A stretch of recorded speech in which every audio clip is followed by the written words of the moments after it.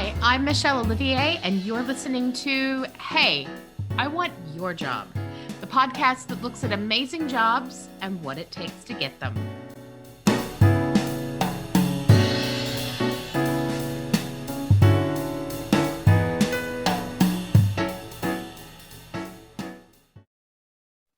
Hi, and welcome to Hey, I Want Your Job. Today, I am talking to Katie Brinkley, and I swear a good 3/4 of the people I see on LinkedIn claim that they have her job. So I am excited to talk to her about what differentiates her, etc. Katie, I'm not sure how great of an intro that was, but let's go with it. What is your job title? I am a social media strategist. And a lot of people say, so what does that mean? You post on social media?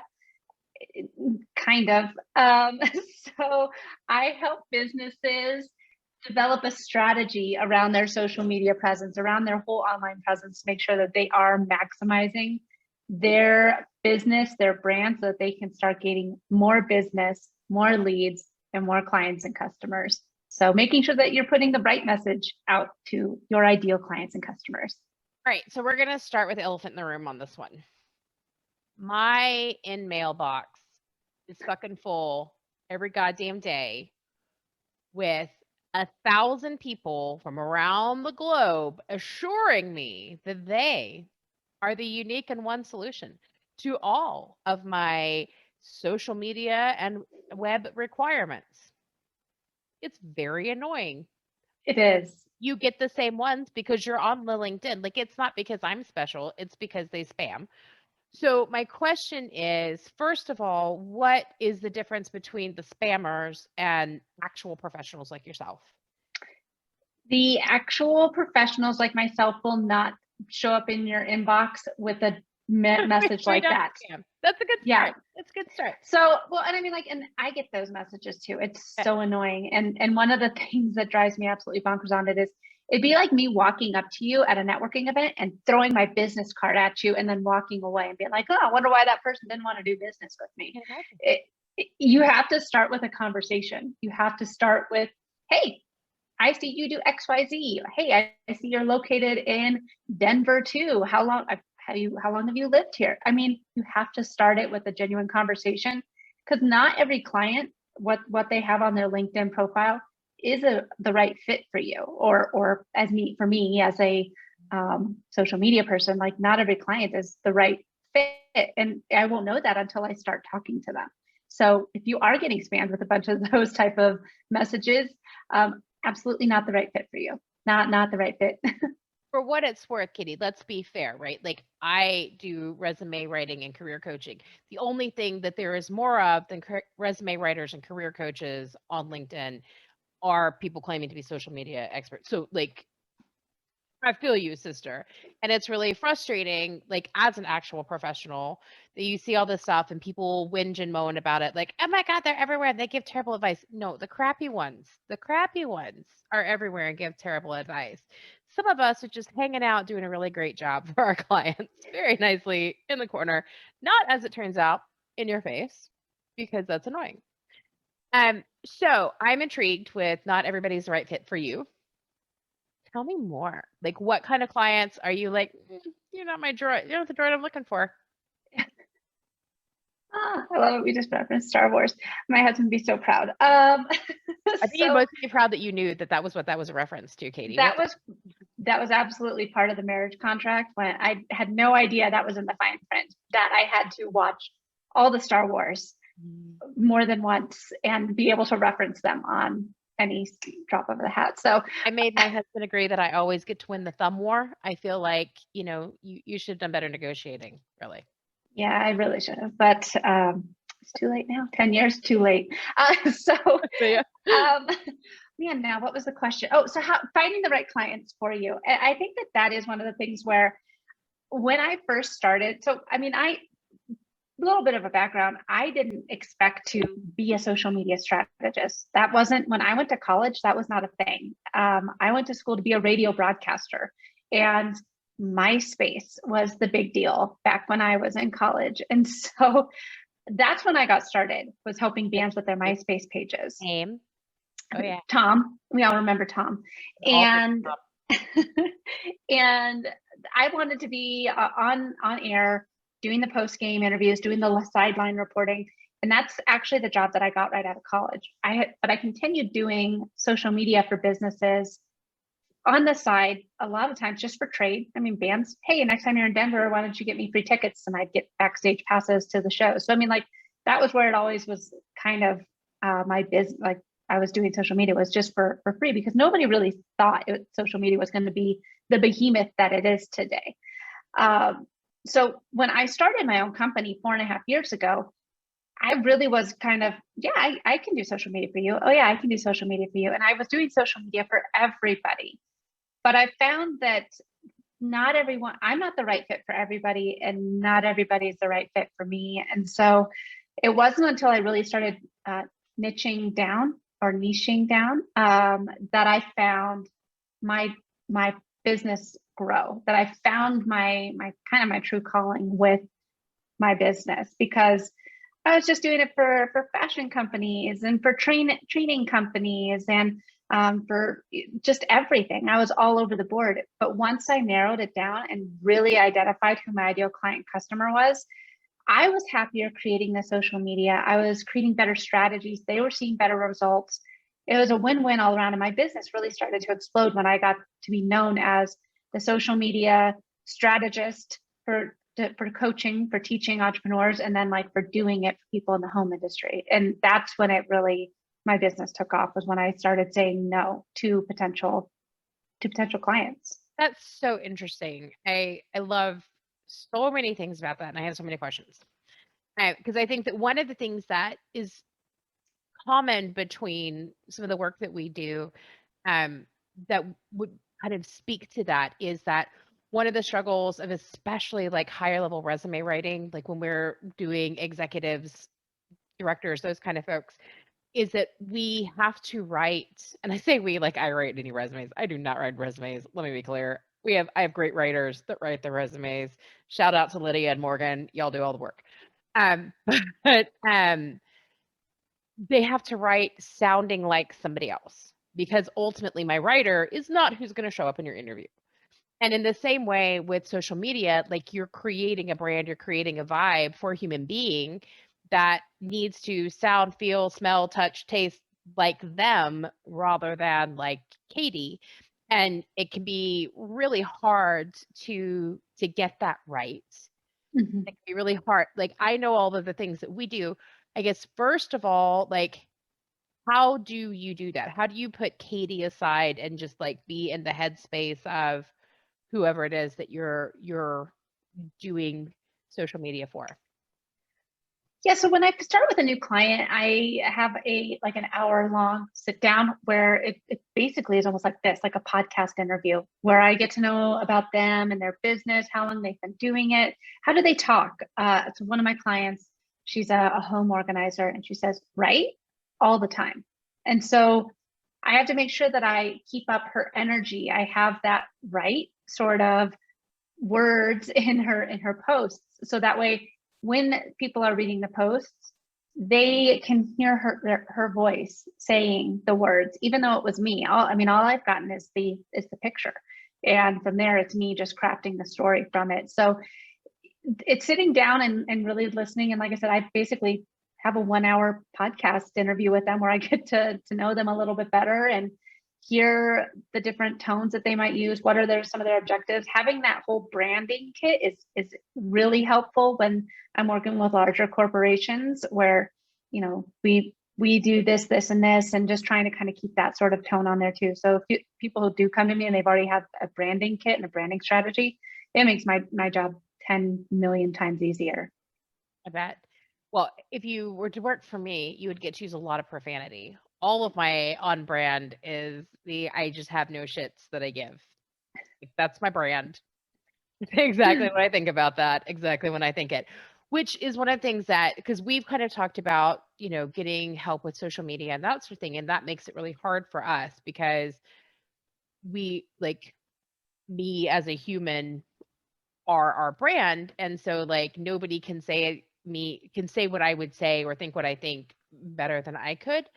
And And so I would think that a lot of companies kind of feel that way, even when that may or may not be the case. What would your response to that be? Like, it's just social media. That's just me saying what I think about things. I can do that easily. I don't need to pay Katie to do that. Yeah, that is, I think, one of the biggest misconceptions about social media is that, oh well, I have my son's best friend in high school doing it, and it's like, yeah, I know.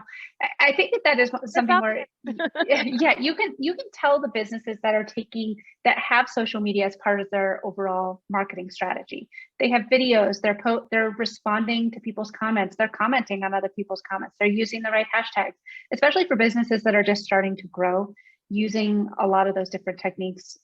You will see in their brand. I think that, one client that I have that we are doing strategy sessions with, she is a chef, and man, she is so smart. And I was telling her, I was like, I'm kind of your ideal client because I'm a busy mom that would love to be able to cook nice food for my family, but I just don't really have time to go and like buy escargot and stuff. I'm not going to make my own roast chicken. And she's like, why? And I'm like, I don't know how to roast a chicken. She was like, you can do it in like 6 minutes. You can make your own roast chicken. All you gotta do is do this, this, and this, and put it in the oven. I'm like, but that's what you need to show. You're showing all these things that look really hard and complicated. And I think I can't do that. So we had to take a giant step back and say, okay, so the first week of May, we're talking about croutons. She's like, for the whole week? It's like, yeah, for the whole week, we're going to talk about croutons. We're going to show them in a reel how to make croutons. And then we're going to show them in a 1 minute IGTV how, an update for the croutons, how to store them. And then our next one's going to be a YouTube channel all about making these croutons like in live time. It took maybe 10 extra croutons. Exactly. And then the fourth post is a picture of the croutons on the salad, and it can be a really pretty picture post. There's 4 posts for the week all about croutons. And that way, if people, not everyone gets on social media every day and sees your posts every day. So that way, if somebody missed something and they want to see more of it, they're, oh, okay, she's been talking about croutons all week. I'm going to go ahead and see more about this. So just kind of taking that step back and figuring out the strategy of your overall message. Those are the accounts that you can tell have somebody that's like, oh, there's a strategy behind what they're doing here, as opposed to like, hey, here's a picture of my dog, and here's the family out at the park. And by the way, did you know that I sell real estate? So buy from me. Well, wait a second. Why? Why would I want to be your realtor? Or why would I want you to be my realtor when I know nothing? I guess you have a family and a dog, but like, where are you? So trying to figure out your whole online strategy, you can tell quickly like who's putting thought behind the posts that they're putting out. So at what stage? Because one of the things that you said there was like when you're starting growth and that sort of thing as a business. And obviously, as the owner of a small business, like I'm really clear that like at the beginning, especially budgets are so tight, they don't exist usually. So at what stage should a business look for somebody like you? I think that when there's two options. So you can hire somebody like me and contract the work out. I'm that was when my company took off, was when I started delegating stuff that I'm not that good at out and hired people to help me. That's when my business grew. But at the same time, I do think that depending on your business, you do need to show up. You do need to be a part of the brand, part of the business. And the more that people see your face on their feed, the more that they're going to feel like they are doing business with a friend. And so there's been plenty of people that I've met in real, like have just now recently, now that COVID has opened things up, have met in real life, but I've been following them on Instagram for the past year and talking to them in the DMs and seeing them on video, that when I saw them in real life, I was like, I can't believe this is the first time we're actually meeting. I pictured you taller, but I mean, wow, so I think that is one of the things where you do need to have somewhat of your foot into the pot, if you're a small business on social media.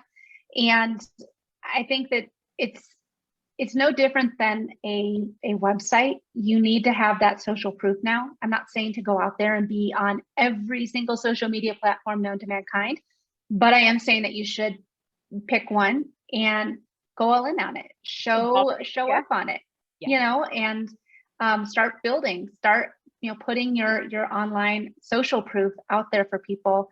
The ready that you are, the moment that you're ready to take that next step into being a real business. So it sounds like though you work with a lot of solopreneurs, like you work with coaches, you work with chefs, those kind of folks. So again, like, do they call you in general at the right point? Or most of them you're like, oh girl, you should have called me 6 months ago. Like where, if we have somebody who's listening who is starting their own like solopreneuring business, at what point in the planning do they need to start thinking about a budget for a Katie? I always think the sooner the better. The second that they have a branding strategy set up, I think that let's get your social out there. There's been plenty of people like the home organizer. She's been doing this for, I think, had been doing it for 7 years. And then it wasn't until January of 2020 that she called me, and she was at 1,600 followers. You know, she was just doing it when she could. And obviously there was no strategy behind it. And in 1 year, she surpassed 25,000 followers, all organic, without any paid ads. And it was just because I was implementing the strategies. I was posting her stuff on the right times, was posting the right stuff that her audience wanted to see, using the right hashtags. And I mean, and for her, it was worth every penny, because now all she has to do is just go and do what she loves best, which is organizing homes. And I can do what I love best and look at the insights, look at the data, and push the content out. All she has to do is just, she's already there. Just take a picture, and then she sends all of them to me, and then I pick and choose and push the best content out. So that's where, like, she'd been doing it on her own for so long. But the second that she hired me, she grew. Now she can be a paid ambassador for, the Container Store and stuff. And so it's changed her business. And she was like, I don't know why I didn't do this before, but it wasn't her. It was more of, I do this, but it wasn't a business. Does that make sense? That makes perfect sense. As somebody who I am in charge of our social media presence, I have accounts on all of them, and I try occasionally. I can tell you Instagram and the TikTok are not my friends. LinkedIn is my jam. But like you said, like but you know that. I am self-aware. It will, and that's, but I mean, like, that's one of the biggest things, is a lot of people don't know that, and they just think that they need to be on every single platform. Yeah. But if you know where your people are, where you're getting new leads from, you know your spot, go all in on that and just knock it out of the park. You don't need to be on every single social media platform known to mankind. Yeah. And that's kind of like, that's where I've been. But like, I find the argument very persuasive. God, that sounds great, to just be like, hey, here's, 3 videos that I made this week of me ranting about something that I'm annoyed with. Go make them pretty and put them somewhere that they're going to get people to follow, and having somebody else do it. Katie, I'm sold. Like, how do you feel about an Austin-based client? So on that note, one of the questions we ask everybody is, how do you respond when people ask you how much you make? How do I respond when people ask me how much I make? I didn't know that. So when I started my business, it was because I was laid off. My position was eliminated, and I was devastated. I had a great boss. I had great perks. I loved my job. I never thought in a million. I mean, when I got laid off, my boss and I were in her office talking about, what benefits I was going to choose for the next year. I mean, like, it was not in either one of our realms that this would even be a possibility. So when I got laid off, I was devastated. So I decided to kind of just start doing the social media thing on the side until I could find my next corporate job. And before I knew it, when I was making more money doing social media for, a handful of clients, than I was back at my corporate job that I loved, that I thought was my dream job. I was like, maybe this is a real deal. This is something that I can actually pursue and I can grow. And I'm working half as much, and I'm working from home, and I can be with my kids.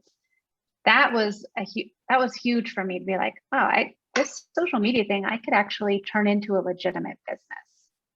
I mean, I wouldn't get paid to sit and play on Facebook all day. That must be what people think, that like you just spend all day like randomly tweeting from your phone and like somehow you make money. obviously there's more science than that. So talk to me a little bit about the science behind the playing on social media that goes with it. Yeah, Facebook, Instagram, LinkedIn, they all give you, as a business, insights and data on the people that are following you. So for me, I know that on Instagram, I have a very strong female following. Like 72% of my followers are females between the ages of 25 and 44. So I know how I can craft my post to speak directly to that audience. Now on LinkedIn, I don't know why, but I have a lot more men that follow me. And so a lot of like VPs and CEOs that follow me on LinkedIn, which is cool, but I'm not going to be posting as much pink. Just putting that out there. I mean, pink is one of my brand colors, but also like a kind of this dark grayish blue is too. And I will swap out graphics, be a similar message, but I'm swapping out the graphics so that I'm putting my right message in front of the right audience. They also tell you when your audience is online. So I know, again, for me, Saturdays, it is a waste of my time and energy to post on Instagram. I'd rather, it'd be better for me not even to put a post out there because nobody from my audience is online. So looking at your insights will help you craft the right strategy for your posts and finding out which posts do the best. Like I said, all these social media companies, when you are set up as a business account, will give you the data so that you can succeed, so that you can do better. And again, it's one of those things where you just have to look for them and post at the right times, the right days, and for the right audience on each of these platforms. Yeah, I feel like you're making it all sound way too reasonable. Like I feel like there needs to be more voodoo magic involved in what you're saying. Because all of this, like I'm hearing you and I'm playing in my head the kind of objections I get from people, which must be similar to some of the ones that you get, which is like, why do I need to pay you to write my resume? I can write a resume. Girl, if you knew how to write a resume for a 2021 market, you'd have a job. Fact. It's true. It's true. No, Right? that is exactly it. Yes. No, I mean, I've been listening to you talk. I'm like, gosh, I don't even really need a resume, but kind of want her to write one for me now just to see what I'd be, what offers I'd get. I mean, but that's the thing. Like when you have somebody that this is what their specialty is, this is all that they do. Yes. I mean, It's just a different level. My husband can change the oil in the car, but I'm not going to have him go and install a new engine. I mean, yeah, that's what mechanics for. Stuff, right? Like me playing on my personal Facebook. I think so for us, we were really blessed that we have a friend in our network who is a marketing guru. And so we were able to call and be like, right, we don't know what the hell we're doing. Can you come and help us? And he was like, right, let me talk to you about A/B testing. I was like, these are new words. Okay. And like, so, we were able to draw on those resources ourselves, but it was a huge like light bulb moment for us in terms of not knowing what you don't know kind of situation. You must have that with people just like every time they work with you, that they like come to you expecting one thing and then are like, oh, sugar. The biggest thing is the ads. A lot of clients will come to me and they'll say, well, yeah, I do ads. I boost posts on Facebook. And I'm like, no, why you're throwing out the door. I mean, that's one of the biggest things is I'm like, well, there's boosting posts on Facebook and then there's having an ads strategy. You do A/B testing. You can push out a post to get engagement on it. And then you repurpose that same post. So now it has all these likes and follows and comments on it. And you can re-push it out again so people will click on it for the website. So now they're like, oh, well, 200 people like this post. I'm going to click on this website. It's giving it the social relevance. So there's a whole, that's kind of where it does go to that. I'm like, oh, wow. So, okay, I thought I was doing the right thing by just clicking the boost button. But that's where having somebody that knows about social media come and handle some ads for you makes a difference. Absolutely. So yeah, that is, I think, so frustrating. The whole like thinking that all about this thing and that then you don't. And it's frustrating for the person as well. Sometimes, like, we have a lot of people that come and they're like, my resume is really great. It just needs like a little tweak. And I'm like, your resume is not really great. It does not need a little tweak. This is like, holy crap, you sent that to somebody? Like, you got a job with this one time? Did you know them? Somebody, your uncle. Like, I try not to say that out loud, but honestly, Katie, I'm not good at not saying that out loud, which is why I'm not for everyone. Um, because I just like, I don't think it helps you. I don't think it helps people for me to pretend like you're good at things that you're not. Um, you must feel the same way. Are you like softly about that, or do you have hard conversations where you're like, you need to stop? What you are doing is the opposite of help for yourself and others. Yeah. In fact, actually, I had that conversation just this morning with Okay. somebody where, yeah, I was like, okay, well, we're looking at your Instagram, and well, first of all, nothing's formatted to the right size. Everything's in the, landscape kind of Facebook sizing. Everything on Instagram needs to be the 1080 by 1080 square. There's a first mistake. Then you're not using geotags. You're not using hashtags. Well, no wonder you're not growing. I'm surprised you have this many followers.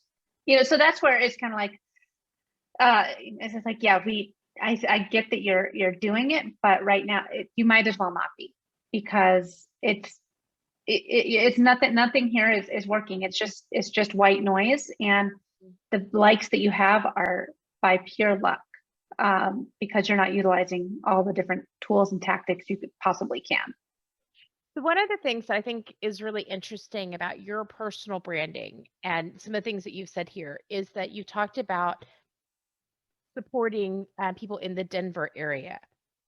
And it strikes me that definitely what all the people in my inbox tell me is that geography doesn't matter with social media, and that like they are perfectly capable of supporting me from Kuala Lumpur, even though I am here in Austin, and that they would do the best job, even with their poor grammar, which, I'm going to turn that loose on my social media, never. So, what is the relevance of hiring somebody local to do this? Why is that like an advantage? Why is that a sales point for this?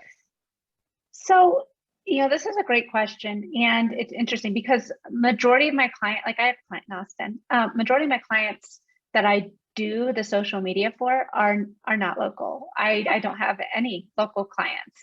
There are a lot in California, Nevada, Dallas, Austin. I mean, so they're kind of everywhere.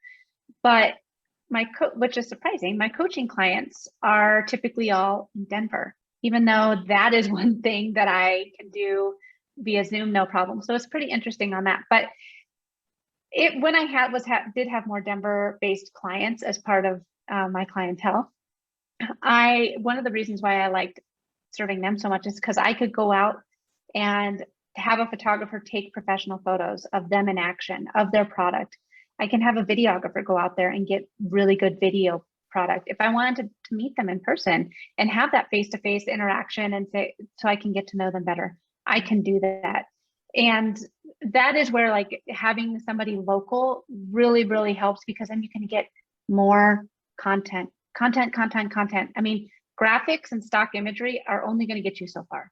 Yeah. And when you have a photographer, a videographer, somebody that you can come out and get that imagery for you, that's what's going to change things for your online presence. Okay. So what should companies be budgeting? We heard, like, you hear things like, you should budget 10% of your monthly net or what have you on advertising. We certainly don't do that. We don't find that we need to. Like in 2021, everything's organic from that perspective. This is obviously more in that space. So what should companies be expecting to pay for either this type of help or what have you? What does it look like? Yes, I think that you should absolutely have some sort of a social ads budget, in addition to, if you want to have a social media manager or a strategist come in, having that in your back pocket too. But I think that for ads, like this is just money to pay to Facebook, Instagram.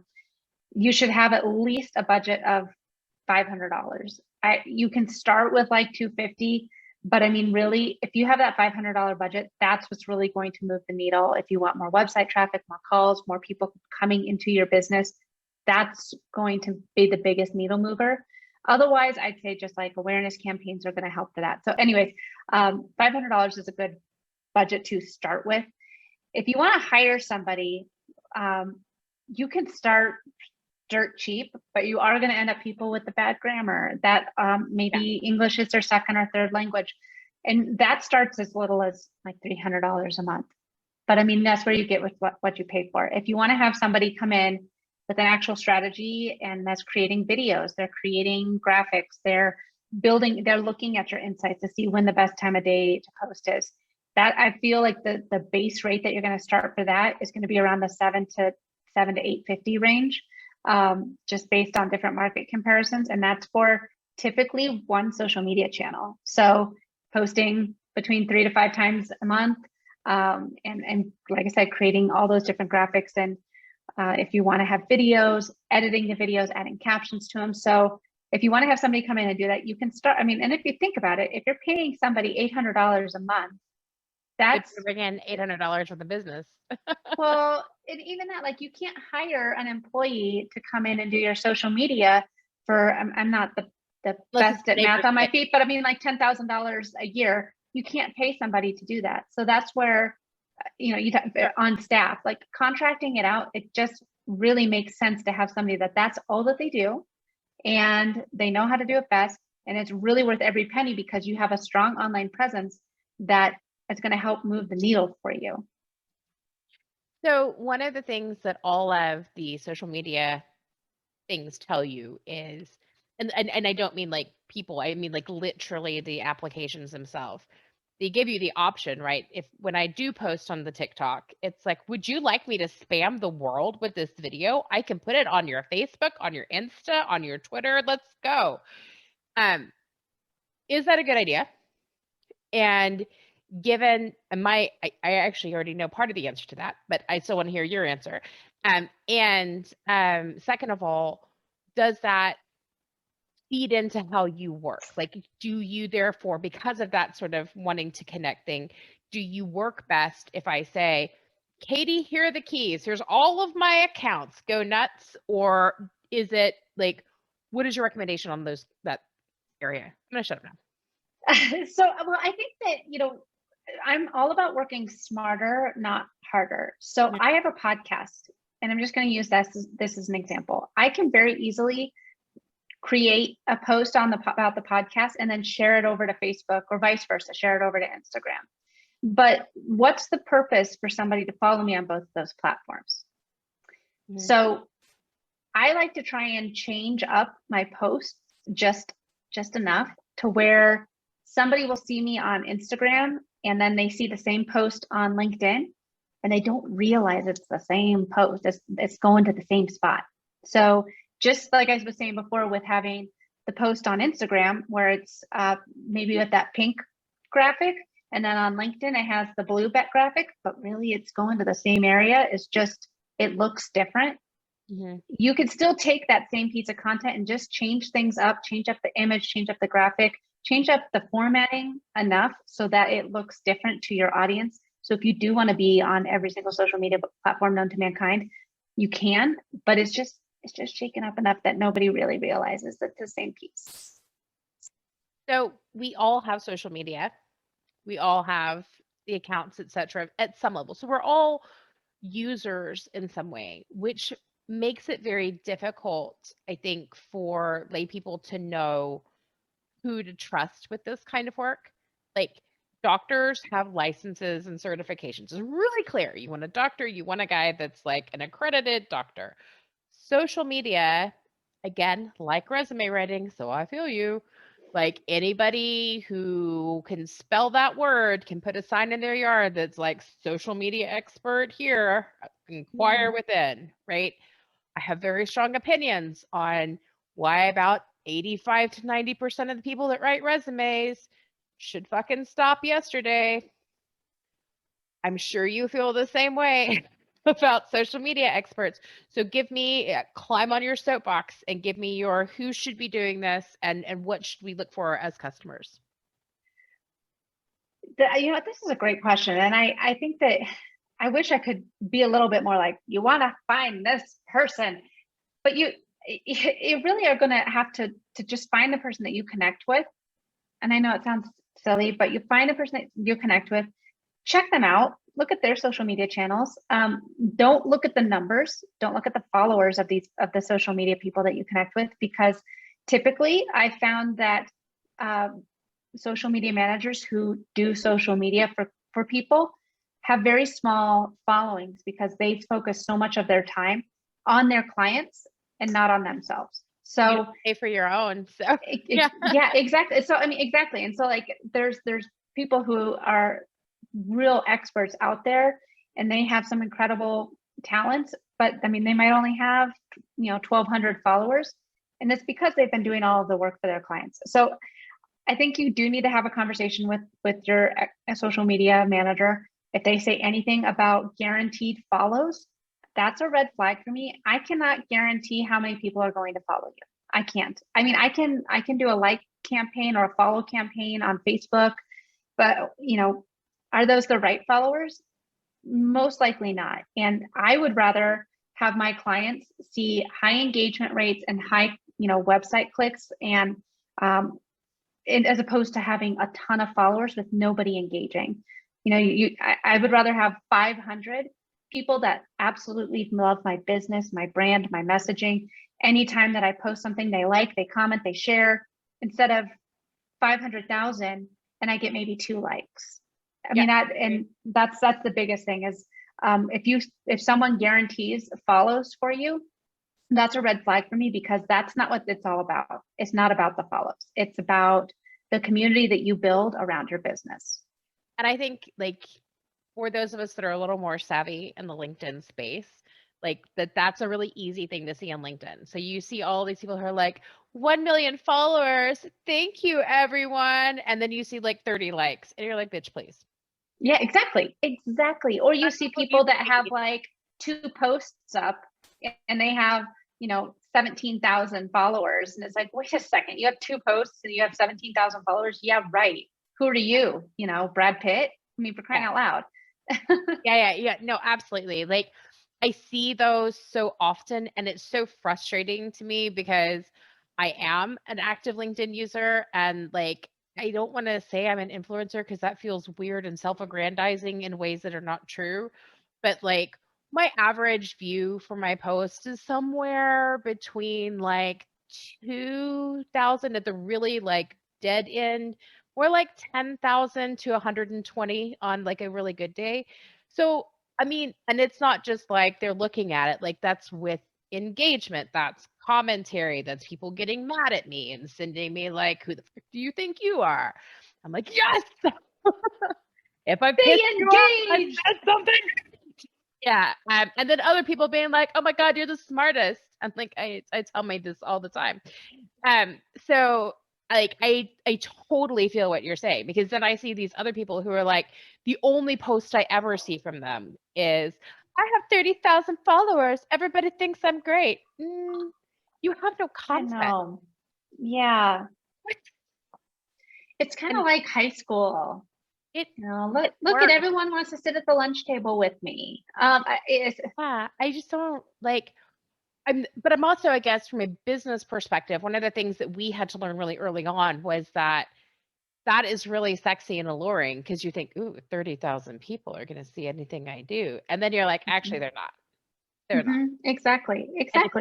Like you have to learn like that exactly what you're saying, that you want the quality over the quantity any day. Like my folks will absolutely argue with me loudly and proudly. And when I get something right on LinkedIn, I get like 30 reshares, right? Everybody's like, look at what Olivia said today. It didn't suck. And I'm like, yeah. I love it. I love it. Well, and that's where it's called, like I said, it's called social media for a reason. You're starting the conversation, whether or not people want to be angry with you or praise you or whatever. you're starting the conversation and keeping it social. And Yeah. so by people engaging with it, whether they're angry or happy, that's LinkedIn's algorithm saying like, oh, let's show this to more people. People like this. They're engaging with it. So there are some things that like even somebody like me who has not got your level of skill knows and are obvious, like they're really pushing polls and videos. The algorithm will support you more if you put a poll or a video. So do that, right? Like, okay, so once a week from your daily post, you do a video, and once a week you do a poll, and then all of a sudden, hutcha, you've got 130,000 views because you've played the algorithm well, my friends, as much as anything else. But so I think that all of that is really interesting. How do you in this space make the case for translating engagement to business? How do you quantify your ROI to a business? so one of the things for me, transferring it from the page to the ROI. I don't know. So it's difficult for me because I work with a lot of home builders and contractors who are B2B. So for me, the stuff that I see is that I consider good ROI is the amount of people ending up on their website to learn more about them. Now, because I don't work in the sales office, because I can't be the one that's following up with once I get the people there and engaged in the bot or into their messenger system, that's as far as I can take it. It's up to the salespeople then to follow up on it. Now, looking at Kim, the home organizer that I work with, she, it was COVID, like she was basically shut down for the majority of our contract, but her business still was going through the roof because we switched to virtual consultations. And so everything that we were posting was about how to get more virtual consults. And so now that's a major part of her business. And when the doors to the world opened up again, now she offers virtual consultations from, twice a week. And then she also does in-home organization. She also does, staging. She does move out. So I mean, like, it's opened up this whole new world for her, and she's getting higher end clients. So she's working in more high end neighborhoods. So it's longer hours. So it's more money for her. So I think that's for me where I was like, hey, so I mean, how are you how is this worth the money for? She's like, I've never been busier since I hired you. So like, that's great for me to hear. Unfortunately, I can't be like, well, I know that by posting 6 times a week that you're going to get 12 new customers to come in by Saturday. I can only get them to the door, but the people at the business are the ones that have to actually open it and greet them. Yeah, no, and I love that level of honesty. And I would think that that's really frustrating for you because obviously it would be great to be able to have like this slick flyer that's like, get on average 300% more business. And the answer is, I can't tell you that that's why, because this is not like a controlled environment where only one thing went differently. You've also been in business for longer. You've also had feedback from like there's 1,000 other things. It's a confluence of circumstance that created this, but it's not hurting. It's not going to hurt to have. And I think that these days, one of the things that because we do some branding work with companies, obviously not on the social media because I would be terrible at that. But we talked to them about like, especially when we have executives that need executive branding for them as a human and a professional. And then like when we have freelancers and stuff that are setting up their own company, we do branding work with them. And what we always say is, it's fucking 2021. I'm gonna Google your ass. And I want to know that you're going to show up with a real and tangible presence every goddamn where, and that it's consistent. Like you can't show up on your website but not be on a professional organization or be on LinkedIn. Like you need to be ubiquitously everywhere, be consistently all of those things. And I think the same is probably true for you. So you're not on the sales floor, as you said, and I get all of that. But what, as a business, I've paid for you to go and make me look cool, which I am not. And somehow you have done like some crazy town magic that made that happen. And suddenly I have 8 billion followers and everybody is talking about my shit. What should I as a company or a solopreneur be doing to translate that into my bank account? Like, what's my job? What's my responsibility when I'm working with you? Well, I think that I like this question because I think that when you are working with somebody at like a social media person, and you see like, okay, well, all these posts are going out there, yeah, we're getting all these new followers. But what I'm doing is only one piece of the puzzle. You have to be the one. So if we're doing a phone call campaign on Facebook to have people, encourage them to call you to book an appointment, or if we're doing a lead generation campaign or a conversion campaign, I can only get them to the door. You're the one that has to open it and welcome them in, and then shut the door, close the deal. Yeah. So I'm only bringing in those warm leads to you. It really is up to you to close the sales, to know what to do with these leads when I'm sending them your way. If you're not answering the phone, then there's only so much I can do. If you, again, this is another aspect. If you have a slow website, obviously that's something that we would test beforehand before I went and did a landing page campaign. But if you have a slow website and people are falling off before the page even loads, then okay, we got to go back to getting the website up and running. So I think that, Or a bad website, because we had one of those. And then, we had our friend came in and was like, oh no, none of this. yeah. None of this And well, day. not all websites are created equal. Mm. They really Some of them aren't. are created by me, and those are not the good ones, to be fair. We one of the things that I tell people that talk to me about websites in particular, and I'm interested in your take on this. So we use Wix, and that is not a plug for Wix. It is just an acknowledgement that it is the easy thing for people who don't know what the fuck they're doing to use. So we pay like $300 a year. They have all of the things that we can just plug in the background are included for that. The entire process. Probably a trained monkey could do it. Definitely my 4-year-old probably could have made a website using Wix. Like, it is just that goddamn idiot proof. Now, that doesn't mean you can't make a bad website. Don't get me wrong. I definitely achieved that. But you can use something. And so when we are talking to people about branding and that kind of thing, what we always say is, if you're going to have a website, it needs to be a good one. A lack of, like, for personal branding, that kind of thing, a lack of a website isn't going to hurt you, but a bad one is. But we recommend things that are for people who are not in that space, and even sometimes people who are, things like Wix, stuff like that, that make it really easy to not screw it up egregiously.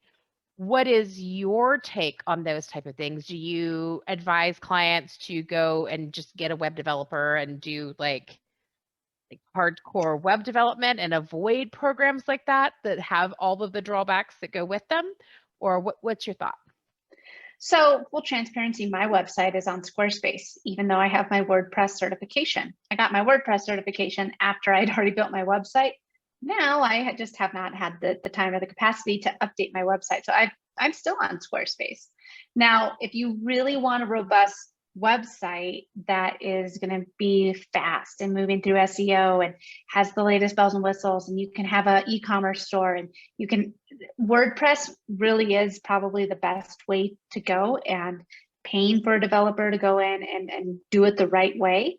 I'm a big advocate for it. I like it when people come to me and they have a WordPress website, because then I'm like, okay, all I have to do is this, this, and this. So when somebody has done it through WordPress, as opposed to some of these like drag and drop builders, like Wix and Squarespace, it is better. There are also plugins for WordPress that you can make it look, that still gives you the drag and drop features. You're just missing out. Like on Wix, you have to go back in and do a lot of the metadata and a lot of the SEO after the fact, which is kind of a headache. But that's kind of going down a whole nother rabbit hole, so we won't go into that. But I think that getting a website you can't be in business anymore if you don't have a website. You can't. It is everything. If someone searches you on the web and nothing pops up, they're not going to take you seriously. Mm-hmm. Mm-hmm. Like I said, that's what we tell all of our clients, try to head out that way. What would you say if you were going to, if somebody came to you and said, Katie, I've got a new business. I have no budget. I cannot pay you. You seem lovely, but money is not here to give. And they were like, but I know I need a social media presence. I am not a social media person. What are there like 2 social media things that, like, if you're only going to do 2, do these 2? Does it depend? Like what are your thoughts and what are the rules around that? Well, I tell them to pay me to teach them. um, so that is one of the things I do is I teach people that don't, they're like, hey, look, I don't have it in my budget to hire you. But I think I can do it. Then I do offer teaching sessions. But I think that one of the biggest things is focus. And I feel like I said this already, but You did. focus in onto where your ideal client and customer is. And if you, that way, if you can go all in on one social media platform and really try and knock it out of the park, that's fine. Being somewhere is better than being nowhere or being everywhere and just being white noise. I think that absolutely take a step back, focus in on where your ideal client customer is, where you're getting the best engagement, where you can devote the most time to being successful on it. Because again, remember, like Instagram, there's 5 different ways to post, and you should be engaging with the community. You should be commenting on hashtags. You should be liking other people's posts. If you're going to be doing all that, then really that's all you might have time for, if you're doing it by yourself. So look at where your clients are, your ideal customer is, and go all in on that platform and just knock it out of the park. Show up in the different avenues and show up consistently. Put your face out there. It can be uncomfortable at the beginning to put your face out there. Yes, but you have to. It can. But it's not, so there's not like everybody should be, if you only pick one, everybody should be on Facebook, or if you only pick one, everyone should be on Insta. Like it's very depends on you, your preference, etc. Depends on you, your preference. I mean, like you might be perfect for TikTok. Maybe you love doing those 15-second dancing videos. Maybe that is your jam. Go all in on it. I mean, there's a guy that's a dentist on it, and he went all in on it, and like now he's like one of the top TikTokers, and he's a dentist. So I mean, find where your ideal I follow the guy that's in the ER on the TikTok. The guy I'm talking about, that calls everybody motherfucker. That's his whole shtick. He calls people motherfucker. I'm like, oh, these are my people. Okay. Intense profanity for no apparent reason. Great, I'm in. There is more to me than that, but I just don't. Yeah, I come from HR, and so I think it's quite liberating for me to like work for myself now, where I really can say whatever the hell I want. I think I'm hoping that over the next like 10, 20 years, as like the remnants of my former life kind of break off, that it'll all dial back. But I digress.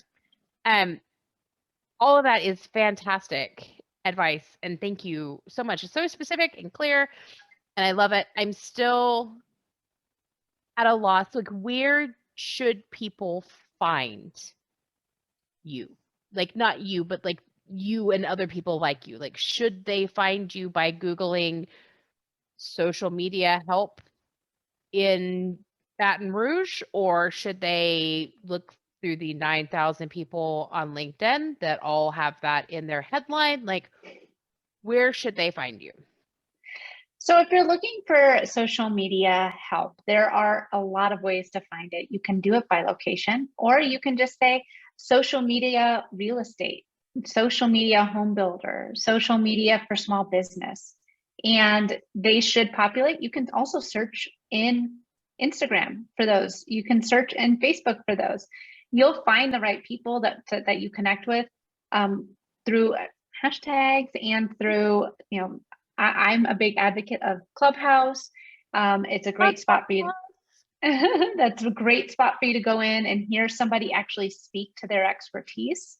You can go in and be like, man, this girl knows what she's talking about. I need to schedule a phone call with her, and she needs to do our social. So yeah. I think Clubhouse is a fantastic way because it is truth. Somebody has to speak to their knowledge. So if you're not on Clubhouse, it's fantastic networking tool. Get on it and you can find some fantastic freelancers and outsource a lot of your work. Yeah, I love Clubhouse for exactly that reason. Like I find that I have a couple of rooms that I do every week, and I would come out and consistently I have people who are like, I heard you on Clubhouse and immediately knew that you were my person.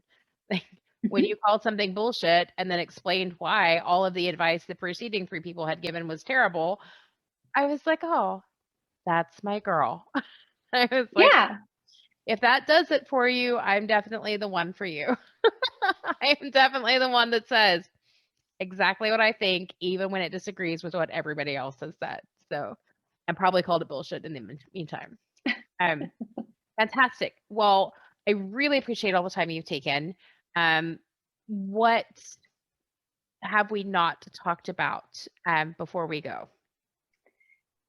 Well, I mean, like we can talk about Clubhouse for hours. I know that we just touched on it, but I mean, like, I do think that for those of you that social audio, Clubhouse is just one of them. There's Racket, there's Twitter Spaces, there's Fireside, Facebook's coming out with something, LinkedIn's coming out with something. I mean, everyone's there. Yeah.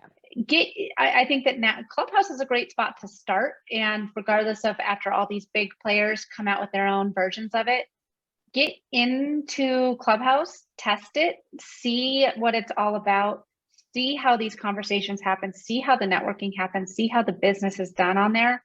And like I said, it's not just like a giant networking event. Like it's something truly unique and special. It's like a live podcast mixed with an AOL chat room, mixed with like a virtual summit. It is really incredible, the opportunities that arise because of Clubhouse. And I think that if you're not using it, it's available for everyone now. It used to just be iOS. Everyone can be on it now. You're still on the fence and you're like, do I need to be on another social media platform? I think the answer is absolutely yes. It's going to help you elevate your business and your brand. I would agree. I get a lot of return from Clubhouse. And I think that it was so different that it was uncomfortable at first.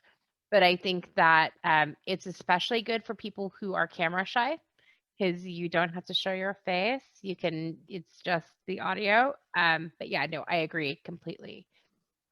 Is there anything else about Katie that you would like people to know? We will have links to your podcast and to you as a human and you as a company and all of those things in the show notes.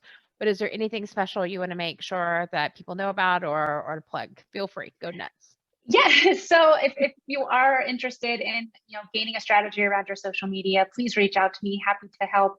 I do have webinars every, I want to say like bi-monthly, but every other month. I don't know how to best say that. I have free webinars every other month about just some social media basics. I also have a membership program where if you want to have someone show up and teach you different social media strategies, or if you want to just have somebody that's been doing social media for 17 years and you have a question for them and you'd like to hear their honest feedback, that has office hours. So if you're interested in the membership, please reach out to me and let me know. And it's a monthly membership where you can gain social strategies, social media advice, and some fantastic networking opportunities for you as you continue growing your online business. Well, that's very exciting. That sounds awesome. So I hope people take advantage of all of those things. Thank you so much for your time, Katie. I really appreciate it. Thank you so much for having me. This is great. No worries. You've been listening to Hey, I Want Your Job. For more information on how you can get your own awesome job, visit ONH Consulting at www.onhconsulting.com. We offer incredible resumes, no-nonsense career advice, and real-world tips for landing a job in today's market. Check us out on LinkedIn, Twitter, Facebook, and Insta for more insider information. Soon, you'll be hearing us say, I'm Michelle Olivier, and hey, I want your job.